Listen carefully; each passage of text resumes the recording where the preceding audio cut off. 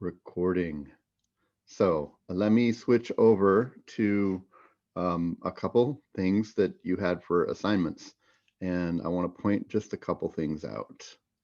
Let's go there and let's do that. Okay, so first off, hopefully you guys have already marked this.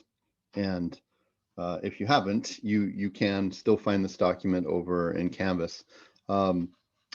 And the analysis of this, basically you have to be able to do three things. You have to know where to look for the notes of the chord, but we did that for you because we circled them in the video. You have to be able to read the notes, which hopefully is fine, bass, clef, and treble, and then you have to be able to say what chord is that and spell chords correctly. So D minor is D, F, and A, and there's nothing else to make us think differently. You know, C is C, E, G, and so on. There is some ambiguity about the A chord because, for instance, here it's A and E, and there's no C or C sharp, and there's no C sharp in the key signature, so you might think it's probably going to be C. That's a pretty good bet. However, it's not always the case because we're in minor, and what we're going to find today is that there are some alternative scales or variant scales in minor. In general, and you have to start counting like scale degrees. If we're in the key of D minor, right, one flat, which is F major or D minor, and D minor is the one chord. When you get up to 5, which would be D, E, F, G, A, that's for 5 chord, or chord on the 5th degree, or the dominant chord. In minor, most Western music, not all, but most, tends to use an alternative scale called the harmonic minor, which raises the 7th scale degree, which means that that it would be a C sharp, right? D, E, F, G, A, B flat, C sharp, and D. And they call it harmonic minor because it's for building the very important 5 chord or dominant chord harmony, dominant function, which takes us back to the 1 chord. So even though it's not in there right now here, it's sort of implied in our ears until we hear something differently. And you can see that it happens explicitly here at the end, where the melody goes, eat them quietly, and then the C sharp is actually invoked right there, which just confirms what's implied all the way along. So hopefully that works out. Now notice that there's a bunch of C chords without the sharp on them. This is the subtonic 7, or the 7 that's a whole step below the tonic or chord 1. And its job is not to act like a dominant chord bringing us back. And so we use the natural minor, which is just the plain old C or lowered 7 right there. So hopefully that makes sense. Now, one other thing I just want to point out again about this is this was made to be fairly simple and typical of both melodies and accompaniments, meaning that by and large, the melody is mostly, if not always, chord tones. Okay, there can certainly be ornamentation, but not in this case. And the accompaniment, although the notes are spread out over time, right, are basically notes from the chord. Okay, and that's the simplest and most direct texture. Now, sometimes when we say simple, people think that that's, I don't know, like it's okay, but something that you don't want once you're sophisticated. And I think we could change the way we think about that. This idea of putting most of the chord tones in the accompaniment and staying to mostly chord tones in the melody is not the simplest, but the most effective or direct way to communicate what's going on in the music and the tonality, or what key you're in and what chords you're on, and to make it sound right. It's no frills. There's not a lot of ornamentation on there, and so it communicates very clearly what's going on. And so I would say not simple, but effective, because its effect is not diluted. Okay, so hopefully that's good. Did either of you have a question about this? We're okay? Sorry, I just have one question. Mm-hmm. So the C sharp in the A chord towards the end, would you technically consider that an accidental because it's not written in? So yeah, that's a great question. we're going to talk about that today. It's an accidental because it's not in the key signature. And the harmonic minor scale is what we call a variant scale, which has this altered note in it. Whenever you see an accidental in the music, it's an altered note by definition. It's not in the key signature. It means several things, or could mean. One, it could mean that you have changed key, and even though, and you have to combine what you had before, plus in the key signature, plus these new accidentals. I will show you an example of that real soon. Another thing it could be is you've temporarily used a chromatic chord to emphasize or make color or something like that in the music, or to push to a different kind of chord. And then the third thing is it's literally just there for flavor, and that, you know, that can happen just because you want the sound of the chord. Like for instance, and I hope you can hear this over the piano, like there's a piano in the background here. So there's my C, E, G, right? And I could make a melody that was like G, F sharp, and then F, and then E. So I'm moving down chromatically with it. Has no chord function, has no intimation that we're in a different key. It's just I like the flavor and the sound of that moving chromatically through. So those are the three main ways that we see notes that have accidentals on them. You're in a new key, like you're just in a new key, and so they haven't written a new key signature, but they're altering it with it. They're temporarily using a chromatic chord, or there's something that that is just for flavor. Now, in this case, it's a sort of standardized use of a chromatic chord because we have an alternative scale that generates this for us. So yeah, it's a chromatic note, it's an altered note, it's very normal. It's, in fact, that's one of the ways we know that we're in the key of D minor rather than F, because we've raised the seventh note in the scale to push us like T do right into there. So good observation. Does that sort of get it fuzzy enough until I ask, or sorry, like show you other examples and things? Maybe? Yep. Okay, all right, cool. And then, so you also had this packet here, and you know, it was really basically figure out what major scale you're on, right? And then start on note number 6 to write the harmonic or the natural minor. Or if you're on a minor scale to begin with, like B flat, then you make a B flat minor triad, B flat, D flat, F, root third fifth, and that D flat is the relative major. And this is one way that we can look at scales and see that they're related by key signature. They have the same sort of thing there. Now, I put up a summary, and hopefully you marked it, and if you didn't have it already all down, you saw the kind of like error. Maybe it was forgetting to spell a triad correctly, or stopping on the right note or something, where you forgot to put up flat or sharp at the top of the scale if you had it on the bottom. Any questions or concerns there after looking at the answer key that are not resolved with a little more practice, I guess? Yes? No? All right, silence is golden then. So we're going to look at your textbook then, on page 10. This is the chart right there. And so let's see, I just want to, okay. So here, it's got all three versions of the scale written out. And what I want to emphasize is there's two ways of looking at major and minor relationships. And they talk about this on the next page. One is relative, major and minor. And that's what you did on the worksheet, okay? Because it's important to see when you see a key signature, are we in the major or are we in the minor? The other one is parallel, and I mentioned it at the beginning of the last video, and then I said that, and you can do this, but for our worksheet, you know, think this way. Parallel is when, so this would be like A minor and C major have the same key signature, and they just start on the different starting point, right?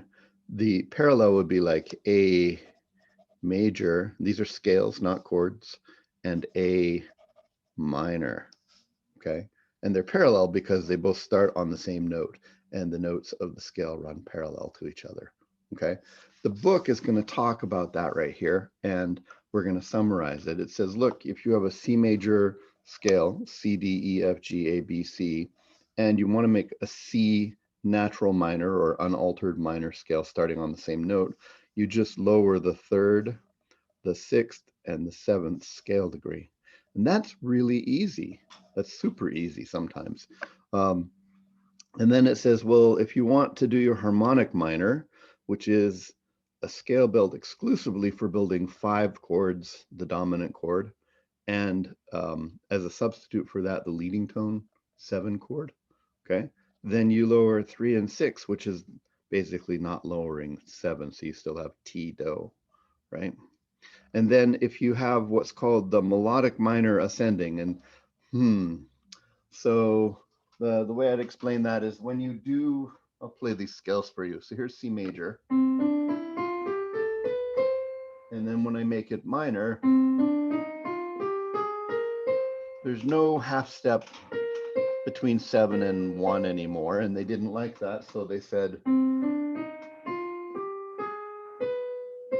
they put that 7th note raised back up. They didn't flat it for there. But it makes this awkward augmented second in the middle right here, 3 half steps, which you can sing. It's got an interesting sound, but it's not as close as it could be for smooth scale runs and things like that. It tends to break up the line, and so they said that's okay. We can make a scale where we don't alter that down. We push the 6th note back up, and so the difference between an ascending melodic minor scale or a minor scale made for melodies and a major scale is just they lowered the 3rd, left everything else there. Now on the way back down, in a perfect world, you'd go up like this, and then on the way back down, descending, you would just use the natural minor. So the full scale would be C, D, E flat, F, G, A, B, C, and then B flat, A flat, G, F, E flat, and D and C on the way down. Okay, and those are our 3 forms of the minor scale. Now, when somebody says, what key are you in? And you say, I'm in blah, blah, blah minor, you're really talking about this right here. There's no such thing as being in the key of C harmonic minor or C melodic minor. You're in the key of C minor, 3 flats, right? But in the music, depending on what you need, you raise the 7th for your 5 chords and leading tone chords, okay? And you often have a raised 7 and 6 if the melody needs it to keep it smooth and singable and right for the sound of our ears. So we don't want that very distinct augmented second. So if I go over to the next page here, you'll see these guys all notated out here, right? Natural minor has got lowered 3, lowered 6 and 7. Harmonic minor has lowered 3 and 6, but not the 7th because we raised that back up to give us a half step right here. That makes an awkward 3 half steps right there. So on the way up, we raise the 6 back up. And so you just have lowered 3. And on the way down, you put lowered 7 and 6 again. So it's like do, re, mi, fa, so, la, ti, do, te, le, so, fa, me, re, do. And that's it right there. Again, this is the only one we care about for key. We use these as we need to. In a theory class, we drill and practice so you can do them all. So let's go back to, and we're not quite done here. We're going to talk about encoding which way to spell your scales, but let's go back to your worksheets. So I think this is the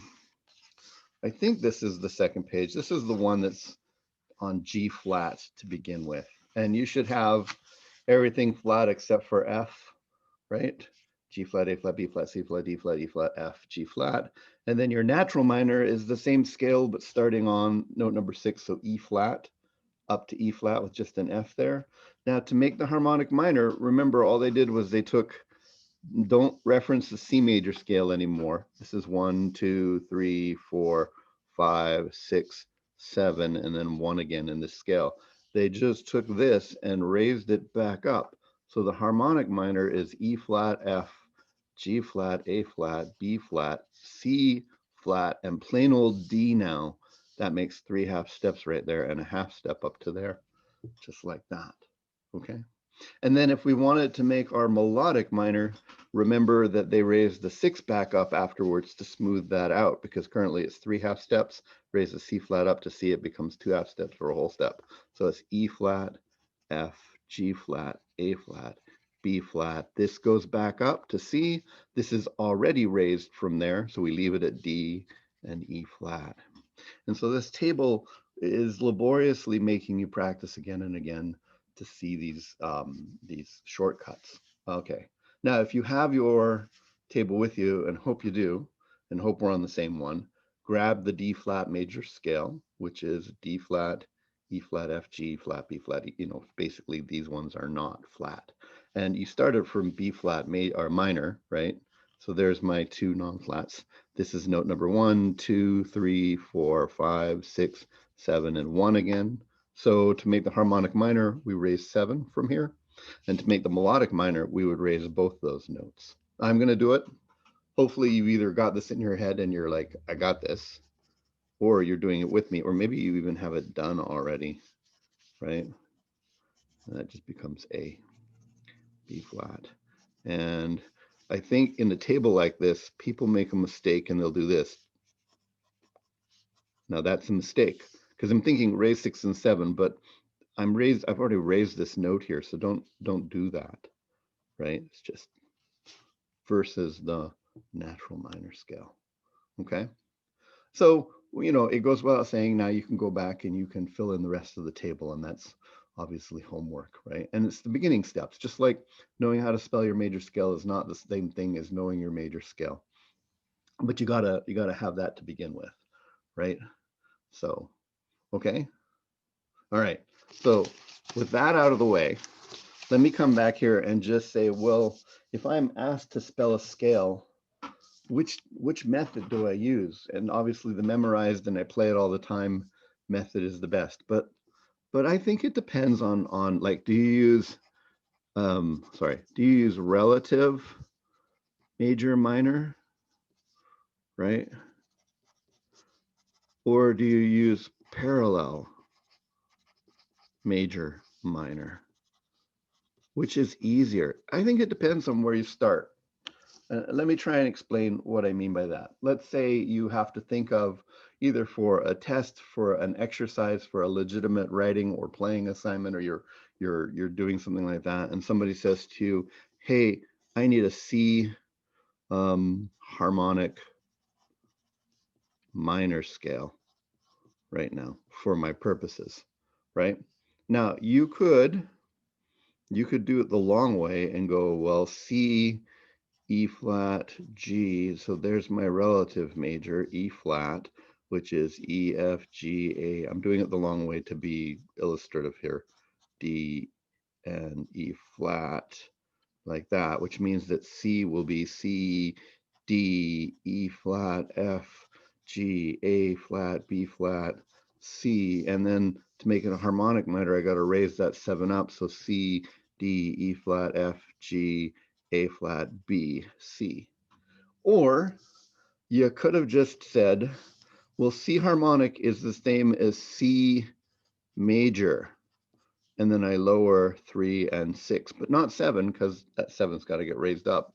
Since you have C major really well memorized, you just go C, D, E flat, F, G, lower 6, not 7. And so the parallel method is really good here, right? It's just like, you know your C major scale, so you know harmonic is lowering 3 and 6. So just do that, okay? However, if we wanted to do, I'm going to turn this page over. If you wanted to do something like, how about an A flat natural minor? All right. So you could make your A flat major scale and you could lower 3 and 6 and 7, or you could just say A flat minor, the relative major is C flat major, right? Because you practiced that, and C flat major is all flat. So A flat, B flat, C flat, D flat, E flat, F flat, G flat, and A flat. Even if I said something like, give me harmonic or natural minor or something like that, you just start with everything's flat and then raise something back up.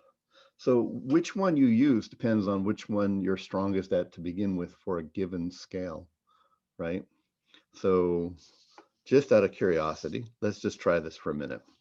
If I said to you, I would like F minor, and let's make it natural. No, let's make it melodic minor ascending. So go back to your textbook on page 10, and let's try the parallel method. This should be really easy, right?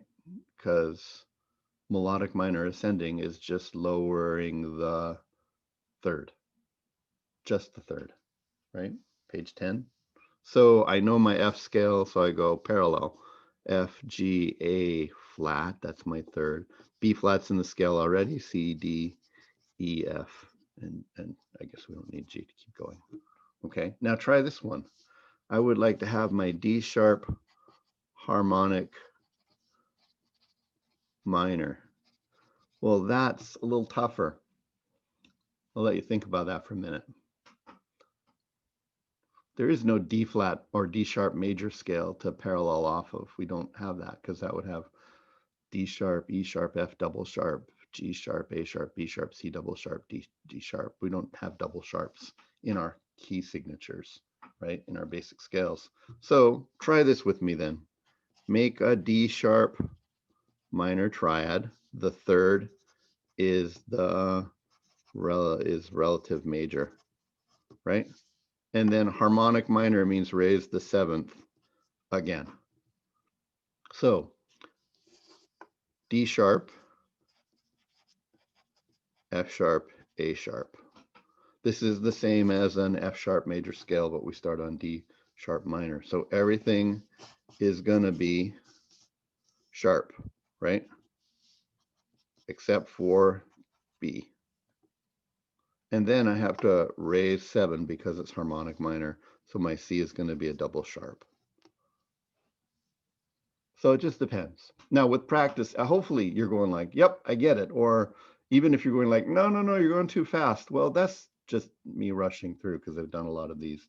You will get this with practice. You just have to say which one, which direction am I most familiar with, okay? But, you have to organize those things. Later this week, I'll actually publish a little summary chart of if I'm here and I want to get to there and I use the parallel method, I do this. If I'm here and I want to get to there and I'm using the relative method, I do this. So there'll be a checklist. But for right now, you can start memorizing what was in the textbook right there. All right, so to begin with, there's that, and your worksheets come back as an assignment for that. All right. Seventh chords. You had a worksheet, and hopefully now you know that there's 5 kinds of seventh chords. There's major seventh, there's dominant seventh, there's minor seventh, there's half diminished seventh, and then there's diminished seventh. And hopefully you know that this means that, this is the Voldemort table, that this is a major seventh and a major triad, and that's a C chord or an F chord. And this is a minor seventh and a major triad, and this is your G chord. This is a minor seventh and a minor triad, and this is your D, E, and A chord. This is your minor seventh and a diminished triad, and this is your B chord. And this is a diminished seventh and a diminished triad, and there's no such thing without sharps or flats added to it.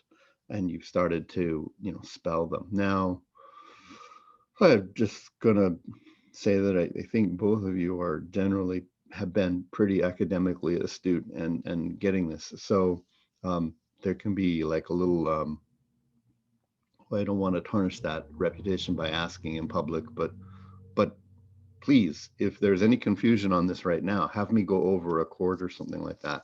That doesn't mean you're fastest at everything, but does this make sense? Is there anything about this that you don't understand if I were to give you a chord leveraging this information? All right. Well, let's try this then. So grab a piece of paper and try and spell me a C sharp 7 chord. which is a C sharp dominant 7. If you don't see anything, that means dominant. Okay, so that means you have to spell a C sharp major triad, and then your 7th, the B, has to be a minor 7th above that, right there. And then when you get that done, go ahead and type it. It's awkward because you got to put accidentals after notes. Type it in the chat. See if you both got the same answer.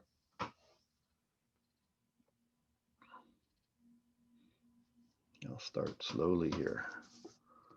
C sharp major triad.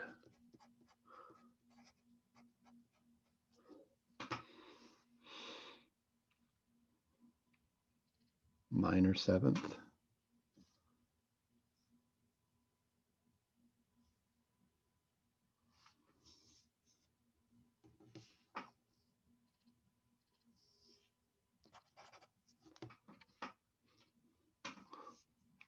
So there's that. So I'm not actually seeing you guys. Okay, good. Excellent. Do you concur, Ms. Heffernan, sorry? Is that what you got, or is that confusing? Are you there? Hope you're there. Can't tell. Okay. Good. Oh, that's okay. That's fine. I just want to make sure we're there. I have really smart children, and they've all come through college, and the last two are in this online thing a lot too. And I've seen them, you know, and I'm not offended, and I don't get mad, but like, you know, my one son last year would put on these really long chemistry Zoom meeting things or the video from them, and he'd have it going at double speed, and then he'd like, I don't know, he'd be looking at other things and stuff like that. And I get that can happen. You know, hopefully this is engaging enough that you were like, I better pay attention. But, you know, anyhow, I'm not saying you did that, but there's all kinds of reasons there could even be delay and stuff like that. So, all right, let's try this backwards then. What if I gave you the following notes? A flat and a C and a F and a E flat. What chord is that? Now this is hard. You have to figure out what the triad is and what the 7th is, and then you have to compare it against what it could be and what it is currently. So ask yourself, is it an E chord? E, G, B, D. Nope.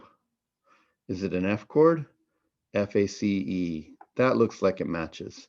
Some people might get confused and go A, C, E. It must be an A chord, but that would be a G then, right? So now let's line it up.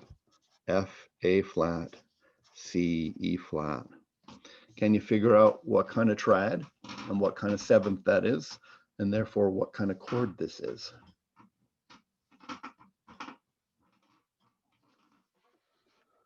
Easiest chair ever. F chords, good. Is it F major 7, dominant 7, minor 7, half diminished 7th, or diminished 7? So Abby said half diminished, and that's great to guess. It's close, but that's not quite right. So I guess the first thing is just isolate the triad. What kind of triad do you have?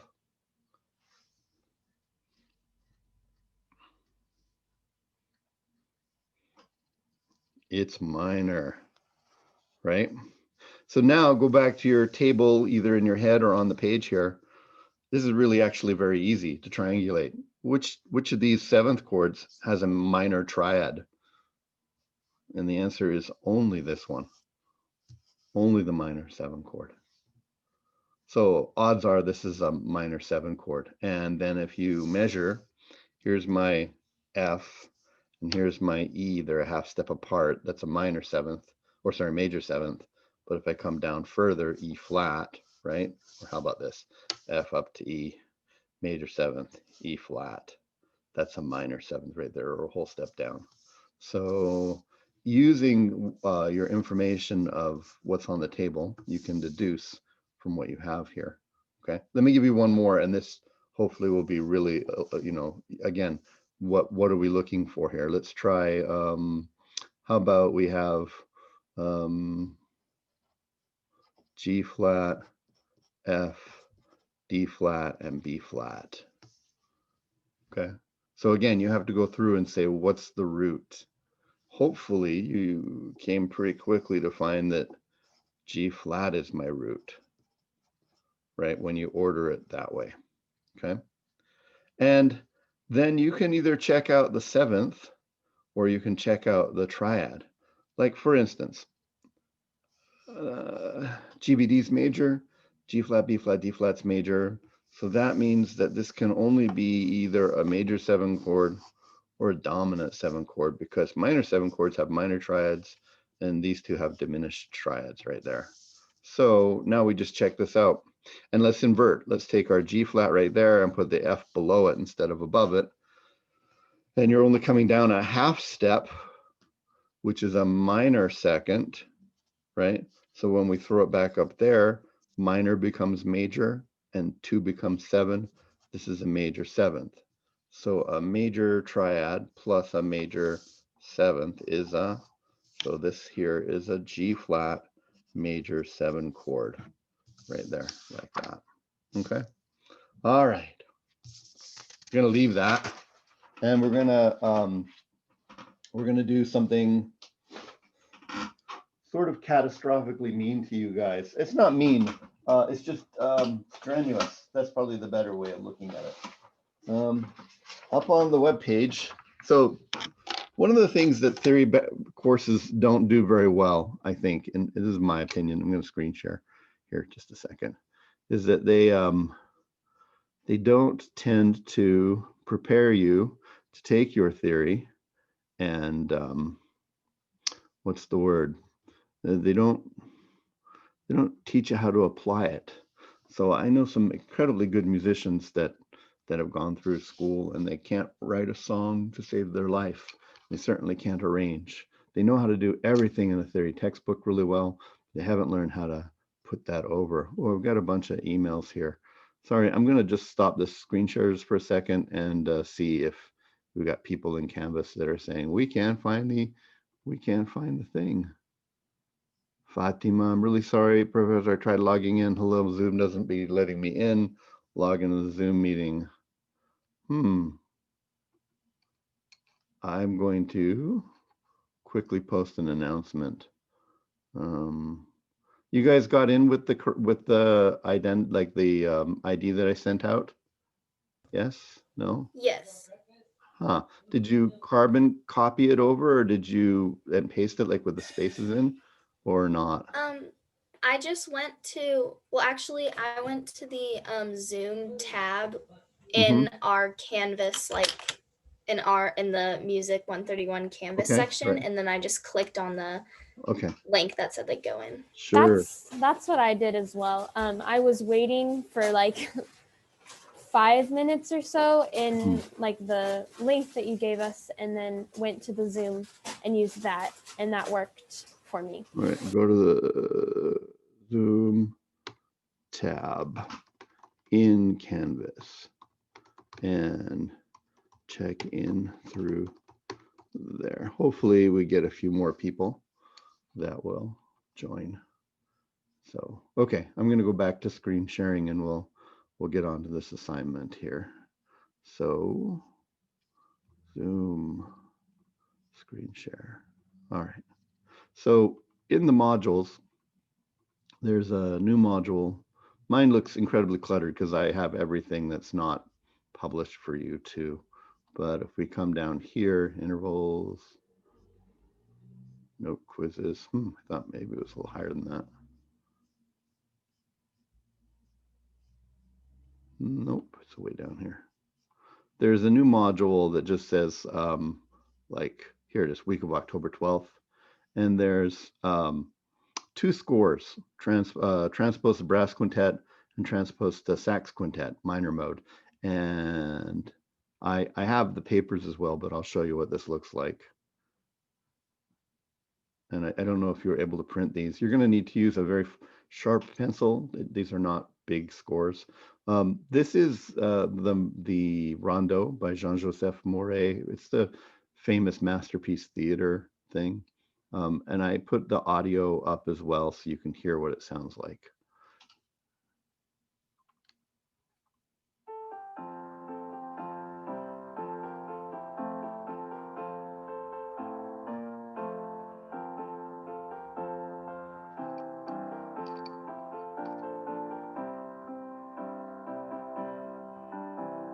Okay, that's the major one.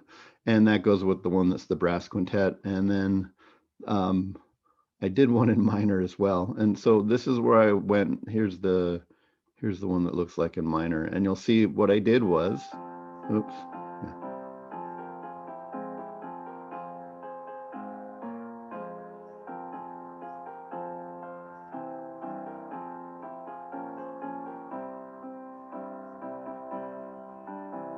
Okay, and you can see that there's a worksheet for that as well.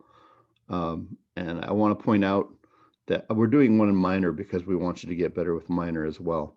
But whereas the first one was in F major and it had one flat, B flat, this is in F minor. Oh, yeah, there are people getting in now. Okay. Yay, people are getting in. I guess we'll pause here for a moment and let people join. Okay, so because I'm in F minor, I took my F major scale and I added 3 flats, lowering 6 and 7 and 3. And so that would be 3 would be the A flat, 6 would be the D flat, and 7 would be the E flat. And it becomes a key signature here at the beginning, and it changes all these notes. And you'll also notice in here that the E's have been raised occasionally, and that's because in the key of F, my 5 chord is C, and so I use my harmonic minor right there. So people that are just joining, don't worry, I recorded from the beginning here, and I'll put the whole thing up. We're just getting to the end. We're talking about a transcription assignment or arranging and transposing assignment, and I was complaining to Abby, and I keep getting your name wrong. Is it Braces? Braces. Bryces. Bryces, thank you. Sorry. Just we don't have No enough. problem. We have a lot of text interaction. It's just like I never get to say your name enough. That one of the failings of many, I think, theory courses is you don't get practical skills out of it. So these are 2 horrible worksheets to do in that it's a lot of writing out that can be done by a computer, and yet that's like saying never learn math, just use a calculator, and that doesn't work either. So anyhow, these are in the modules right here, and I'm gonna switch over to my webcam, and I'm gonna show you how this works. So it's good that you guys showed up. We're gonna take about, I don't know, like spotlight for everybody. Sure, okay. We're gonna take the last 10 minutes or so of class and give you how this works. So I'm gonna start with the one that's for B flat, and again, you're gonna need to use a really sharp pencil. But we're going to show you how knowing how scales work and keys really makes a difference here. So what we're going to do is we're going to take this arrangement of the first phrase, right?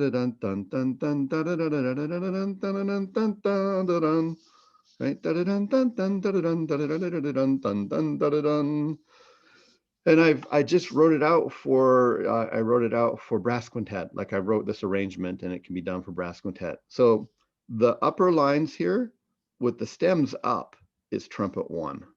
Okay, stems up, trumpet 1. Stems down, trumpet 2. Then it just goes in order. So this top tenor line will be the French horn or horn in F. This line will be the trombone, and this line will be the trumpet, or sorry, the tuba. So let me write this on here. This is trumpet 1. Stems down is trumpet 2. Okay. This is horn right there. And this is trombone. And the bottom one is tuba. Now, here's some practical things to know. The tuba and the trombone are at pitch or concert instruments, which means you just take these notes and place them down here on their parts. And you can just take the key signature and leave it the same. So to do the tuba line, I would come down here and I'd put a B flat right there. It looks like an A flat on my camera. I don't know why. Maybe that's a little better. And I'm just going to take this bass line right here, right? And I'm going to copy it out. I'm going to put the rest right there for the pickup measure. And I'm just going to go bum, but do, do, so, do, do, like that. And now I'm going to use proper stem conventions because it's a single line, right? And I'm just going to write it out. And that means that I can give this to a tuba player and they can play it and it'll look fine. And I can do the same thing for the trombone because it's also an at pitch or concert instrument. So I'm going to put the key signature in here and I'm going to, you know, just transcribe the middle line there, right? The tenor 2 line, bum, bum, bum, bum, like that. And again, a sharp pencil. And oh my gosh, I'm so blind. I'm gonna get glasses. This will help. It's actually, it's worse because like I can see the page now, but then my screen further away looks fuzzy. Oh well, there's my A. Don't worry, it's not all bad getting old. There's lots of good things that happen too.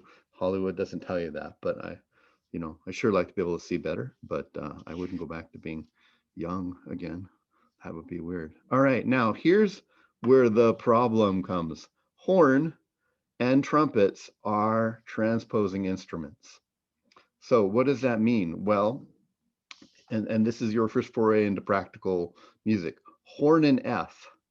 What that means is that when a horn sees that C note right there, and I know that's not the note in there, I'm just showing you as an example. When it sees that C note right there, it actually sounds like the F below it. That's what horn and F means, okay? It means when a horn sees and plays its C, it sounds like an F, a perfect fifth below it. So in order to write this music right here for the horn player to play this top line, we have to go in the opposite direction. We have to take the music up a perfect fifth. Up a perfect fifth. And we have to change our key signature up a perfect fifth.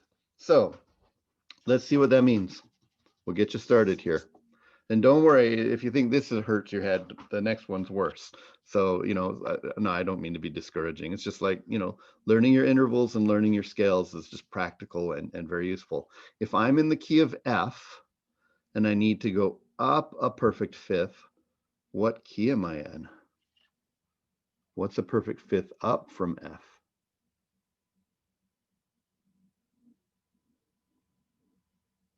Go ahead and put it in the chat. Anybody that feels C. Good. Alex, nice. It's C. So I don't have to put a key signature there because the nothing is the key signature. All right. What's a perfect fifth up from C? This note right here that I have to transcribe. It's a G. Now let's be very careful. This is a middle C in bass clef, which would look like that right there.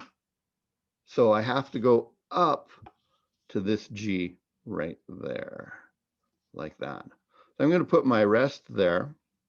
And now it's kind of a game. You can play the scales thing or you can play the, well, what did it do? And for the first part, it didn't do anything, right? So C, C, C, C is going to be G, G, G, like that. But then it's skipping up. So now can anybody identify this top note in the bass clef right there? Well, I put these in. Go ahead and type it into chat if you're good at bass clef. What's this note that it skips up to? It's an F. It would be this F right here, which means I have to go up a perfect fifth. And so that's what I'm playing now on the horn. I have to write all the notes from the piano up a perfect fifth. I have to get it correct in terms of where is this note in the bass clef on the horn part in the treble clef, because that's how they read, and then take it up a perfect fifth. Woot. Okay. All right. Now hold on. Trumpets are B flat instruments. There are other trumpets like trumpet in C, trumpet in A, trumpet in F, E flat. There's all kinds of historical instruments that we use for different things. But the common one is in B flat, and it means the same thing. Remember when the horn saw a C, it played an F. When the trumpet sees a C and it plays it, it sounds like a B flat. That's why they call it a B flat instrument. So if a trumpet sees a C and plays it in the horn, it comes out as a B flat. It comes down, it sounds a major second lower. So that means to write this correctly, we'll have to write the trumpet lines up a major second. You have to go in the opposite direction. So if I'm in the key of F right now, what's a major second above F? Anybody in the chat, go ahead and help your student friends out. It's G. It's not G flat. It's not G sharp. Whole step up from F is a G. So now we have to know our key signature for this, because we have to change the key signature too. And that would be 1 sharp F sharp. So we put our sharp up there like that. And I'm going to do these for both of them right now. Okay. And remember that the stems up line, da da dun dun dun dun dun dun, dun is trumpet 1, and the the stems down line is trumpet 2. Trumpet 2 doesn't actually start till the second quarter note right here. So I got to put quarter rest, and then this guy here has to go up a whole step. Whole step above A is B. Now the reason we change our key signature is because that will accommodate for changes in accidentals. Like when we get to the place where we need an F sharp, it will already be there. But we'll go B, ya, da, da, stems down. So ya, da, da, da, and I use a really sharp pencil. I apologize.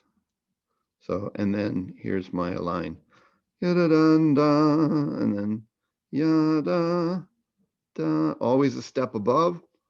There's my F sharp coming from this E right here, becomes an F sharp, but that's in the key signature. Bum, bum, bum, bum, bum, and like that. You're writing it out so that trumpet player can play this line and have it sound the same. Trumpet player lines always look a step above what they actually sound like. And you'll do the same thing for the trumpet 1 right there. Okay, that's the first assignment. And it's, it's good.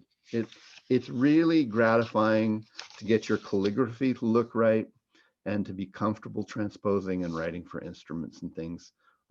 It's like, it is the difference between saying, I got a degree in education, but I never decided to teach, versus I got a degree in education and I taught for 15 years.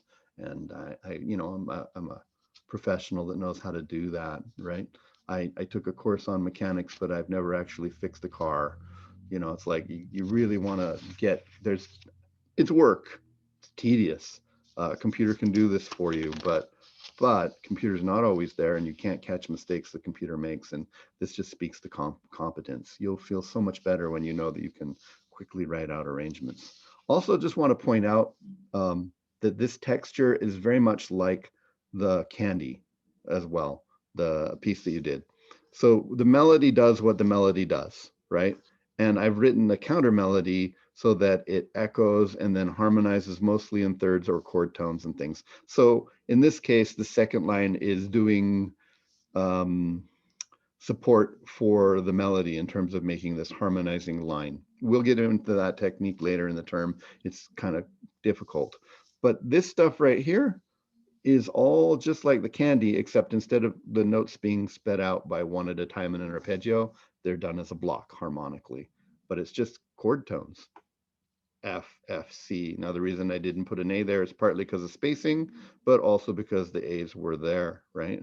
And then here you got the G and the E, and so I've got C, G, C. There's some tricks, like the lower you get, the closer the notes together are, they sound muddy, so you generally have bigger spacing further you go down. But I'm looking at my practical knowledge of how brass instruments play, what they like to do, their ranges, and then I'm just voicing out the chords. Okay.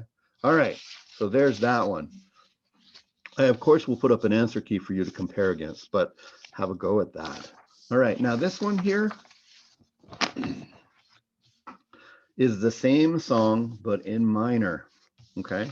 So that means that the key signature has changed, right, to 4 flats instead of 1, because you lower 3, 6, and 7. And the chords have changed too. The resulting chords are F minor, C, F minor, and B flat minor, as opposed to F, C, and B flat major. Now, people that missed the first half, you go back and review this, but we talked about the harmonic minor. It's an alteration to the 7th note of the scale to make your 5 chord your dominant chord. scale degree 5 be a major chord and have that T do half step from 7 into 1, leading tone rather than subtonic. And that's why there's a bunch of E naturals in here all the way through. And remember, this E natural counts for that E natural, right? This E natural counts for, sorry, this E natural here counts for that E natural. They go through the measure, right? Okay. This E natural here counts for these E naturals here. Here at the end, there's a D natural because this is raised 7 and raised 6 from our melodic minor. And I know it's descending, but that's the correct way to make it sound like a connected line. So in a perfect world, you'd only use it going up, but it's whenever you want it to be a smooth line like that.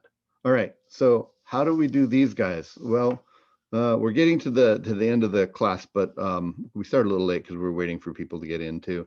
Let's talk about how these guys transpose. Now it's the same deal as what we did with the trumpets, except and horn, except it's a little bit bigger intervals, and there's something called an octave transposition as well. Saxophones, E flat alto saxophones. That's what they're called, E flat alto saxophones. What that means is that when a saxophone sees and plays a C, it sounds like the E flat below. That's a headache. Okay, that's a major 6th down, right? Okay, it's a major 6th down. So that means that we have to go up a major 6 with all these notes.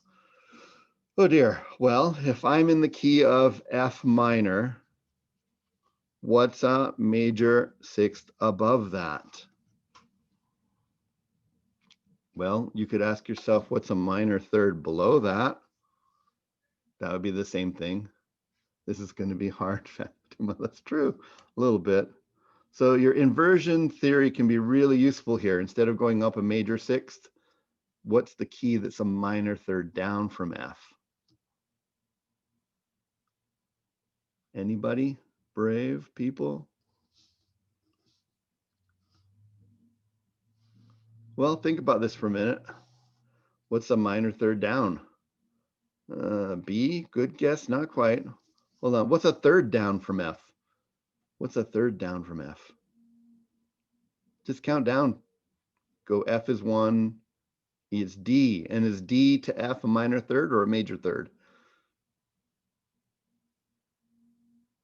It's minor. So the answer is that these are going to be in the key of D minor. Now, if you do a lot of big band work or saxophone transcriptions, you'll know that you're just taking away 3 flats or adding 3 sharps. It's a trick we learn, but we want to see why. So these guys are going to be in the key of D minor. Does anybody remember what the key of D minor is? How many flats are sharps?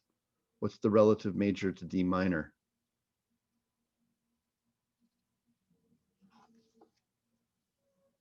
It's same as key of F, right? F major, D minor. Okay, so we're going to put 1 flat here. So just as a reminder, these guys are in D minor, okay? All right, so what does that mean now? Well, it means we have to take everything up a 6th, everything up a 6th.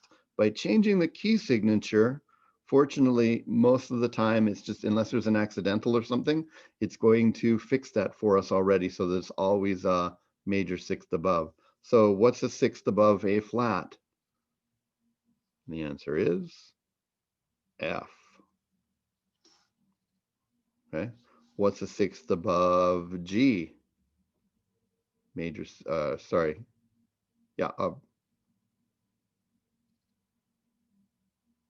it's going to be an E, like that right there. Okay. So, and a 6th above F is D, and a C down there will jump up to an A right there, and then back to there. Okay. And then there. And we use normal stem directions. A flat goes up to F, G, F. Once you get it going, you can probably just eyeball the contour of the line, but it's really important to check that you've got it right. Up from C is an A, etc. So now a saxophonist could play this line and it would sound correct right there. Okay, let's check out this guy right here. Again, we put a stems down, right? So alto 1, alto 2, tenor 1, tenor 2, bari. All right. So I tell you what we're going to do, because the time is going long. I mean, we're at an hour now from when we started. Let's have you do this. Let's have you practice this right here. Let's get you to do this and have it done in the next day or so. And I'll put up an answer key tonight or tomorrow morning. Okay. And then I will make a video for Wednesday going into this a little bit. If you feel really comfortable with this, go ahead and get it done, right? But if you're not sure, I'll make a complete video of getting started on these things. Let me highlight the difference here just right now so you can go ahead. These are E flat instruments, meaning that if they see a C, it sounds like an E flat, which is a major 6 down. So we have to take everything a major 6th up, including the key. Okay. Tenor saxes are B flat plus an octave. What that means is that when they see a note here, let's see, when they see, oh, this is mistaken even. These should be all, I made a mistake. Should be all treble clef. You'll have to make that alteration. Maybe I'll go put a new one up. But what it means is when it plays, when it sees the C right there, B flat plus an octave, it sounds not just like the B flat below it, but an octave below that too. So when we do this guy right here, this F right here, we have to think go up a major second, which is the G, and then go up an octave as well. So the note that they start on will be like right there. And this C right here will sound like a B flat, right? Sorry, it will sound like a C if we put a D, but then we have to go up an octave. So there's my D, and then we go up an octave right there. So it starts to get complicated, and clearly we don't have time to do this well enough for everybody to be reassured. So I'll put up a full video on this guy, and I'll fix these clefs right here so that they're correct. Talk about that. But in the meantime, you can do this, okay? Again, this all comes up 1/5, perfect fifth. So perfect fifth up from F is the key of C, no key signature. Everything goes up a fifth from the C right there, plus clef change, right? These are B flat transposing instruments, so they all go up a whole step. So we changed from F to G, and then everything goes up a step like that, okay? Also, just to recap for people, these worksheets, now you get to fill in the harmonic and the melodic minor ascending, and that's also due. And I'll put up answer keys for this, and then you'll have to report. There's too many pages to upload, but I'll get you to report on how you did. Go back and watch the video from the beginning. It's a full hour. You can put it on at double speed. That might be better. Stop where you need to as well. Okay. I apologize that Zoom was buggy. Strangely, you know, like I've always just done this the same way, and but clearly you can come in through the Zoom tab. So again, like don't worry about the minor one quite yet. I will put up a video, and we'll have that be a continuation on Wednesday as well. Okay, and there you go for those ones. Technology. Okay, I'm going to end the recording right here. And oh, no, not that.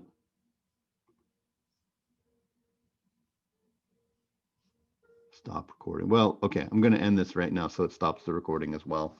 So I'll put this recording up on YouTube and then link to it in an announcement. And sorry for people that didn't get in here until the very end. Glad that you still stuck it out though, and we'll have you review this and send me any questions that you have. Okay.